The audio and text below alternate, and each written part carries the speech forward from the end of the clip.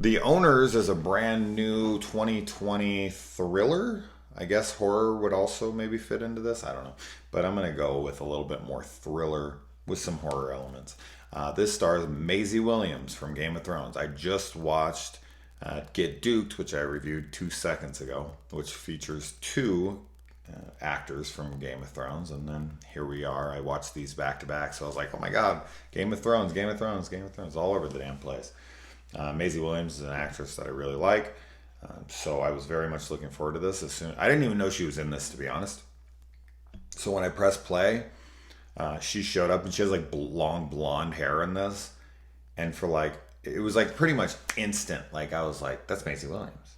I'm like, Maisie Williams is in this? I'm like, how the hell do I not know that she's in this? But then like, and I was like, maybe that's not her. Maybe that's not her. And then like, 5 seconds later, I'm like, oh no, that's definitely her. But she's the star. I mean, she's definitely like, one of the focuses of the film. So I had no idea. And then when I had the poster has her, right in the center of the poster with her name above the title. And I was like, oh, I didn't look at any of that shit. I just saw it was on there and I was like, fuck it, it's new. Let's press play. And I will say that I really enjoyed this. I thought this was pretty damn good. Now,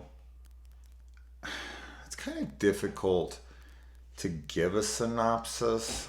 All I can say is that there are three guys, one of which is Maisie Williams' boyfriend, and they go in to rob this house because one of them's mom works there for them, and they say that they have a bunch of money and a safe and everything.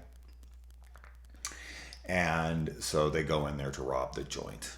And then the owners return home and they take them hostage. So that's about as far as I'll go with this. And it's difficult because I feel like a bunch of people are making comparisons with this film. And in doing so, I feel like that's kind of spoilery. So I'm just going to leave that kind of stuff out. And I will say that there's a kill in this movie that is so realistic and so fucking brutal in the moment when it happened. I was like, damn. It's very quick, but for some reason it had a serious impact on me, which is kind of a pun if you know what scene I'm talking about. But it took me by surprise because of how like realistic it felt to me. In the moment, it came out of nowhere, and I just was not. I was very surprised, but I was not expecting it. But yeah, I think everyone's performances in this movie are great. You've got the guy who plays Radagast the Brown from the Hobbit movies. He's the owner of the house, and those are the two familiar faces that I know. I know Maisie, and then I know him. And I don't think I recognize anybody else in the film. But regardless, everybody's performance in this movie is solid. I think the tension is pretty high throughout, because throughout it's just like people either are, there's some people that are really, I should say there's like one person who really is in on this and really wants to do it. There's a couple people who are really on the fence, and then there's somebody who really doesn't want to be doing this, and they're really kind of playing off of each other.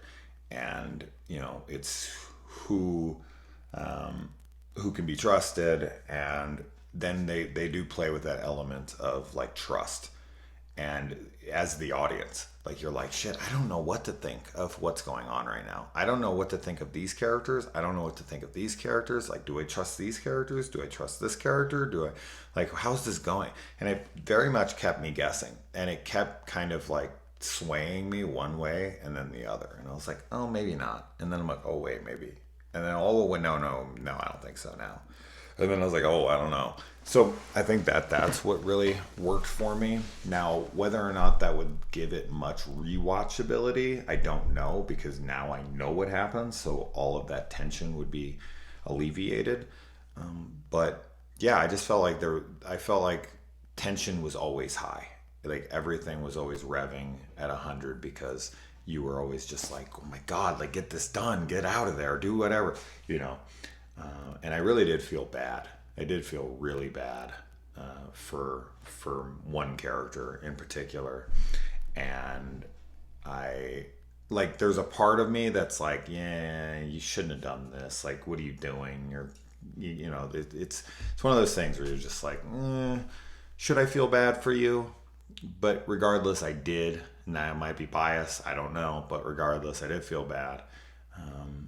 And I just, yeah, I really liked how everything played out. The ending, I'm I like. I think, yeah, I think this is a pretty damn well-rounded film. I don't really have any complaints from it. It's a solid watch for sure. And I'll definitely, as I always say at the end of these videos, like I'll be looking forward to what people think of this one. It's on VOD right now. I think it's quite pricey. I think it's like $7. I never even look. Because I'm always just like, I got to do shit for the channel. I got to do shit for the channel. Bye, bye, bye. Not like the Backstreet Boys are insane. Who did Bye Bye Bye? Is that? I think that's Backstreet. I don't fucking know. Bye bye bye bye bye. Anyways, now bye bye bye. I'm out of here. Let me know if you watch it. Bye bye bye.